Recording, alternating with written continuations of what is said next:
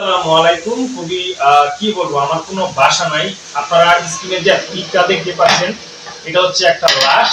কিন্তু মানে আমাদের খুবই খুবই খারাপ লাগলো এই বিষয়টা থেকে। দেখেন, মানুষ মারা গেলে যে কেউ কারো আপন থাকে না, এই ভিডিওতে কিন্তু আপনারা এই পিকটা দেখলে বুঝতে পারতেছেন। কেননা দেখেন, এই যে লাশটা, এই লাশটা কিন্তু একটা বৃষ্টির দিনের মধ্যে মানে উঠানে রাখা, অথচ তার কোনো আত্মীয় স্বজন এখানে নাই। কারণ এই যে বৃষ্টি পড়তেছে, বৃষ্টি পড়ার কারণে সবাই কিন্তু দেখেন যার যে মতো ঘরে ঢুকে গেছে, অথচ লাশটা কিন্তু বৃষ্টির মধ্যে রাখছে। তার মানে আপনারা বুঝেন যে আপন বলতে কোনো শব্দ নাই। আপনি যতদিন বেঁচে থাকবেন এই পৃথিবীতে, আপনি আপনার চিন্তা করবেন, সবসময় আপনার চিন্তা করবেন, আল্লাহর রাস্তে কাজ করবেন, আল্লাহর কাজ করবেন, নামাজ রোজা রাখবেন, সবসময় মানে কেউ কারো আপন না এই পৃথিবীতে। আপনি যতদিন বেঁচে থাকবেন মানে কেউ কারো আপন না, এটা ভেবেই কিন্তু আপনাকে বেঁচে থাকতে হবে।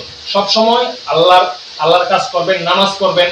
না হলে দেখেন, একটা আমরা আমাদের আশেপাশে কত মানুষ মারা যায়, মানে খবর দিলে আমাদের সব শেষ। মানে আমরা কখনো কাউকে স্মরণও করি না। মানে মানুষের সাথে মানুষের দ্বন্দ্ব লেগে থাকে, ঝগড়া লেগে থাকে, অহংকার থাকে। মানুষের যদি টাকা পয়সা হয়ে যায়, তখন কিন্তু মানুষের দেমাকি বেড়ে যায়, অহংকার বেড়ে যায়। সো আমরা যাতে এই সব কাজ কখনো না করি, আমরা এই পিকটা, এই ভিডিও থেকে আমরা অ্যাটলিস্ট এই শিক্ষাটা নিই। আশা করি আমার কথাগুলো বুঝতে পারছেন। তারপরও জাস্ট আমি আরেকবার রিপিট করি, আপনি কখনো কারো উপর নির্ভরশীল হবেন না, এবং কি কারো কারো চিন্তা করবেন।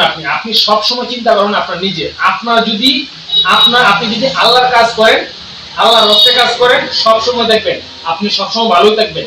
কখনো কারো উপর ডিপেন্ড হবেন না, কারো চিন্তা করার দরকার নাই। আপনি শুধু আপনার চিন্তা করবেন। যাই হোক, ভিডিওটা অবশ্যই একটু শেয়ার করে দিয়েন, এবং যারা আমার পেজ অথবা ইউটিউব চ্যানেলে নতুন, আপনারা আমার চ্যানেলটাকে কাইন্ডলি একটু সাবস্ক্রাইব করে দিবেন, এবং যদি আপনার পেজ থেকে দেখে থাকেন তাহলে আমাদের পেজটা ফলো দিয়ে দিবেন এবং সাথে একটু শেয়ার করে দিবেন। ধন্যবাদ সবাইকে।